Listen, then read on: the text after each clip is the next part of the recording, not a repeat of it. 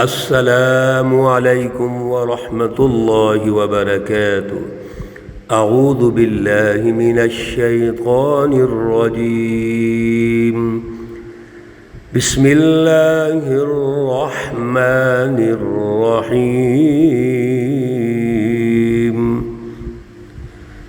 فیہما فاکہۃ ونخل ورمان، فبأي آلاء ربكما تكذبان؟ فيهن خيرات حسان، فبأي آلاء ربكما تكذبان؟ صدق اللہ العلی العظیم۔ اللہم صلی علی سیدنا و مولانا محمد النبی الامی وعلی آلہ واصحابہ وبارک وسلم وصلی علیہ۔ معزز سامعین و سامعات، پارہ نمبر 27 سورۃ الرحمن، اور آج الحمدللہ سورہ مقدسہ کی آخری آیات ہم سن رہے ہیں، ان پہ درس ہو رہا ہے۔ اللہ رب العزت کے ارشادات ہم سن رہے ہیں۔ آیات مقدسہ 68 سے 78 تک ہیں، 68 سے 78 78 تک ہیں۔ اللہ رب العزت ان آیات کا فہم اور شعور عطا فرمائیں اور عمل کی توفیق اور صلاحیت عطا فرمائیں۔ اللہ کی نعمتوں کا ذکر ہو رہا ہے اور جنتیوں کے ساتھ اللہ رب العزت کا جو تعلق ہے اس کا اظہار ہو رہا ہے۔ سچی جماعتوں کے انعامات کا ذکر ہو رہا ہے، اور سب سے بڑی بات وہ تقاضے جو انسان کے طبعی، بہیمی، ملکی، روحانی بنتے ہیں، ان سب کو اللہ ذکر ارشاد فرما رہے ہیں۔ وہ ان کی بیویوں کی شکل میں ہے، فروٹ کی شکل میں ہے، رزق کی شکل میں ہے، اور پھر جب بیویوں کا ذکر کیا تو ان کی خوبصورتی کی شکل میں ہے۔ ہر چیز اللہ بڑے خوبصورت انداز میں ہمارے جو طبعی تقاضے ہیں، نوعی تقاضے ہیں، قلبی تقاضے ہیں، ان کے مطابق اللہ ارشاد فرما رہے ہیں۔ اللہ ارشاد فرماتے ہیں، یہ جو جنتی ہیں، ان جنتیوں کو فیہما فاکہۃ ونخل ورمان، ان کو میوے ملیں گے، کھجوریں ملیں گی اور انار ملیں گے۔ یعنی اللہ رب العزت مختلف فروٹس کا ذکر فرماتے ہیں، ارشاد فرما رہے ہیں۔ اور سب سے بڑی بات، پیچھے جو 2 جنتوں کا ذکر ہوا تھا تو اللہ نے فرما دیا تھا فیہما من کل فاکہۃ زوجان، وہاں کل فرما دیا تھا، ہر قسم کا پھل، اور یہاں ان کو پھل ہیں اور کھجوریں ہیں اور انار ہیں، اپنے اپنے انداز میں اللہ نواز رہے ہیں۔ فَبِأَيِّ آلَاءِ رَبِّكُمَا تُكَذِّبَانِ، بس تم اپنے رب کی کون کون سی نعمتوں کو جھٹلاؤ گے؟ فِيهِنَّ خَيْرَاتٌ حِسَانٌ، یہاں بھی اللہ ان جنتیوں کو عورتیں دیں گے، کیسی؟ خیرات، اچھی، حسان، خوبصورت، یعنی جن کا اخلاق بھی اچھا ہے، سیرت و کردار بھی اچھا ہے۔ حضرت ام سلمہ رضی اللہ تعالی عنہا ام المومنین نے رسول اللہ صلی اللہ علیہ وسلم سے مطلب پوچھا، خیرات سے کیا مراد ہے؟ تو میرے پیارے رسول اللہ صلی اللہ علیہ وسلم نے فرمایا، خیرات اخلاق، کہ ان کے اخلاق بڑے اچھے ہوں گے، اور حسان یعنی ان کا سیرت و کردار اور اعمال بڑے اچھے ہوں گے، یعنی وہ اپنے اخلاق کی بھی اعلیٰ ہیں، سیرت و کردار کی بھی اعلیٰ ہیں، وہ ہر اعتبار سے اعلیٰ ہوں گی۔ فَبِأَيِّ آلَاءِ ربکما تکذبان، بس تم اپنے رب کی کون کون سی نعمتوں کو جھٹلاؤ گے؟ اور وہ عورتیں جو ہیں جن کا اخلاق اعلیٰ ہے، جن کا سیرت و کردار اعلیٰ ہے، حور مقصورات فی الخیام، وہ حوریں ہیں اور اپنے خیموں میں اندر چھپی ہوئی ہیں، یعنی ان کو کوئی دیکھ نہیں رہا۔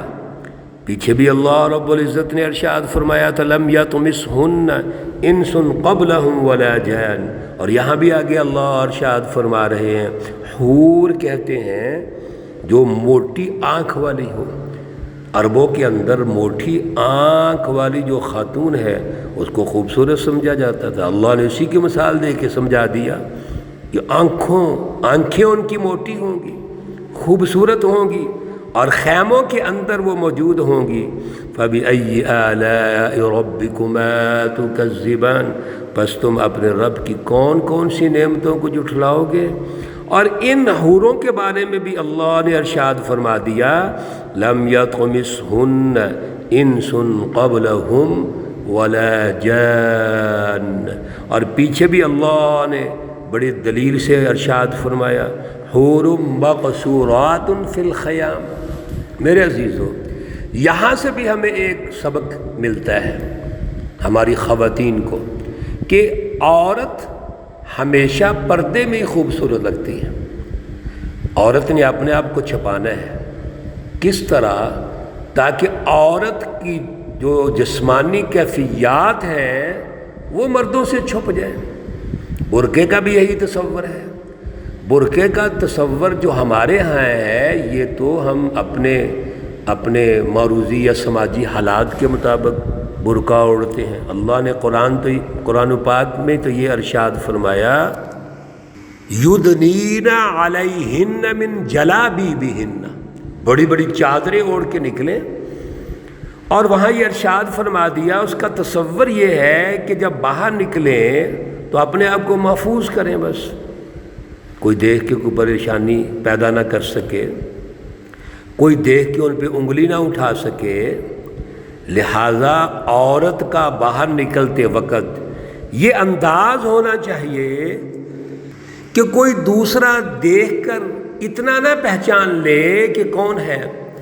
نمبر 2، اپنے جسم کو محفوظ کر کے نکلے، یہ اس کی شان ہے، یہ عورت کا مقام ہے، اس کی آن ہے، عزت ہے، حیا ہے، اسی میں عورت کی ترقی ہے، یہی اس کا ارتقاء ہے، وہ جسمانی ارتقاء اور روحانی ارتقاء۔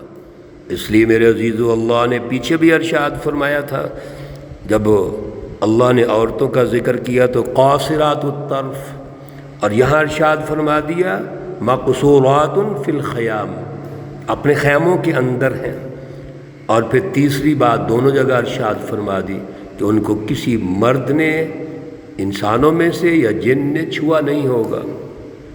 فَبِأَيِّ آلَاءِ رَبِّكُمَا تُكَذِّبَانِ، یہ جو نعمتیں اللہ عطا فرما رہے ہیں ہمارے پورے جسم کے تقاضے پورے کر رہے ہیں، کیا یہ اللہ کی نعمتیں نہیں ہیں؟ اللہ وہاں بھی ہمیں نواز رہے ہیں۔ متکئین علی رفرف خضر، یہ تکیہ لگائے بیٹھے ہوں گے سبز مسندوں پر، وعبقری حسان، اور قیمتی بچھونوں پر جو نفیس ہوں گے۔ آپ خود اندازہ کیجئے میرے عزیزو، بھائیوں اور بہنوں، کہ تکیہ جو لگایا ہوا ہے مسند سبز یعنی خوبصورت، کتنی آپ خوبصورتی ذہن میں لا سکتے ہیں، لے کے آؤ ذرا۔ اور پھر جو قیمتی بچھونا آپ کتنا دنیا میں کر سکتے ہیں، اور نفیس عمدہ کتنا کر سکتے ہیں۔ دنیا کا بڑے سے بڑا کوئی حکمران بادشاہ جو عیاش بھی ہوگا، وہ اپنے ان بچھونوں پہ کتنا کوئی چاندی کے، کوئی سونے کے کیا لگا سکتا ہے، وہ لے آئیں تصور میں۔ یہ اللہ جن بچھونے سے نواز رہے ہیں وہ ان کے مقابلے میں کچھ بھی نہیں، ہیچ ہے۔ دنیا کے یہ نعمتیں کچھ بھی نہیں ہیں۔ اللہ جن نعمتوں سے نواز رہے، اللہ فرماتے ہیں فَبِأَيِّ آلَاءِ رَبِّكُمَا تُكَذِّبَانِ، بس تم اپنے رب کی کون کون سی نعمتوں کو جھٹلاؤ گے۔ آخری آیت کریمہ بڑی خوبصورت اللہ کی رہنمائی، میرے عزیزو توجہ سے سنیے، تبارک اسم ربک، جتنی نعمتیں سنی علم القرآن سے لے کر الرحمن، رحمان کون رحمان ہے؟ علم القرآن، جو اعلیٰ ہمیں پروگرام، اعلیٰ فلسفی، اعلیٰ رہنمائی قرآن کی شکل میں دے دی، اور کس کو دی؟ انسان کو دی۔ کیوں دی؟ علمہ البیان، اس کی رہنمائی غالب ہونی چاہیے، اس کی بالادستی ہونی چاہیے، اس پر ایک سچی جماعت کی تشکیل ہونی چاہیے۔ اور پھر اللہ نے کمپیریزن کر دیا سچے لوگوں کا، جھوٹے لوگوں کا، سچی جماعتوں کا، جھوٹی جماعتوں کا، ان کا انجام بتا دیا۔ اور آخر میں کمال اللہ ارشاد فرماتے ہیں کہ سنو، تبارک اسم ربک، بڑی برکت والی ذات اقدس ہے، بڑا نام ہے برکت والا، کس کا؟ ربی کا، تیرے رب کا۔ میرے عزیزو سب کچھ اللہ کا ہے، اور برکت والا نام کب ہوتا ہے اللہ کا؟ جب اللہ کا نام غالب ہو۔ اللہ کا نام بیانیہ نہیں ہونا چاہیے محض۔ اللہ نے فرمایا میرا نام تو اتنا برکت والا ہے، ذی الجلال والاکرام، جو بڑا بڑائی والا ہے، بڑے عظمت والا ہے۔ تو مجھے ذرا بتاؤ سوچ کے کہ عظمت اور بڑائی محض بیانیہ میں ہوتی ہے، محض پروگرام میں ہوتی ہے، محض فلسفی میں ہوتی ہے، محض تھیوری میں ہوتی ہے؟ عظمت کا تو پتہ چلتا ہے بالادستی کی شکل میں۔ کسی رنگ کا کیسے پتہ چلتا ہے؟ آپ کو ایک سبز رنگ ہے، ایک کالا رنگ ہے، اس کا فرق کیسے پتہ چلے گا؟ جب سبز رنگ غالب ہوگا، بلیک کلر غالب ہوگا، بلیو کلر غالب ہوگا، گرین یا کوئی بھی کلر غالب ہوگا، ریڈ کلر، جو کلر غالب ہوگا تو نمایاں ہوگا۔ اور اللہ کی عظمت ہم چھپا کے کیسے غالب کر لیں گے؟ میرے عزیزو اللہ کی عظمت کیسے غالب ہوگی؟ اللہ کی عظمت اللہ کے سسٹم میں غالب ہو۔ دین اسلام کے غلبے میں اللہ کی عظمت اور جلال ہے، اللہ کا روب ہے۔ جہاں دین کا غلبہ ہوگا، عدل کا نظام ہوگا، وہاں ظلم نہیں ہو سکتا۔ یہ ہے عدل کے رنگ کا غلبہ، عدل کا سیاسی غلبہ، عدل کا معاشی غلبہ، عدل پر سماجی نظام کی تشکیل، یہ ہے اس کا غلبہ، یہ ہے اس کا رنگ جو نمایاں ہونا چاہیے۔ عجیب بات ہے ہم ظلم کے نظام سے کمپرومائز کریں، ظلم کے نظام کو ویلکم کریں، ظالمانہ مافیاز، چوروں اور ڈاکوؤں کے ساتھ کمپرومائز کریں، سرمایہ پرستانہ نظام کے ساتھ سمجھوتا کر کے چلیں، اس کے ساتھ لو اور دو کی پالیسیاں اختیار کریں، اور بعض میں کہیں اللہ کو مانتے ہیں۔ کیا اللہ کو مانتے ہیں؟ یہ نہیں ہے تبارک اسم ربک ذی الجلال والاکرام۔ اللہ کو ماننا یہ ہے کہ اللہ کی بالادستی ہمارے دل میں ہو، ہمارے دماغ میں ہو، ہماری فلسفی میں ہو، ہمارے بیانیے میں ہو، ہمارے عملی نظام میں ہو، ہر جگہ اللہ کی بالادستی۔ میرے عزیزو یہ ہے تبارک اسم ربک ذی الجلال والاکرام۔ اللہ ہمیں توفیق اور صلاحیت عطا فرمائیں۔ اللہ رب العزت تمام بیماروں کو شفائے کاملہ عاجلہ مستمرہ عطا فرمائیں۔ اللہ رب العزت تمام مرحومین و مرحومات کو جنت الفردوس میں اعلیٰ مقام عطا فرمائیں۔ ربنا تقبل منا انک انت السمیع العلیم وتب علینا انک انت التواب الرحیم وصلی اللہ تعالی علی النبی الأمی محمد وعلی آلہ واصحابہ اجمعین برحمتک یا ارحم الراحمین۔ السلام علیکم ورحمۃ اللہ وبرکاتہ۔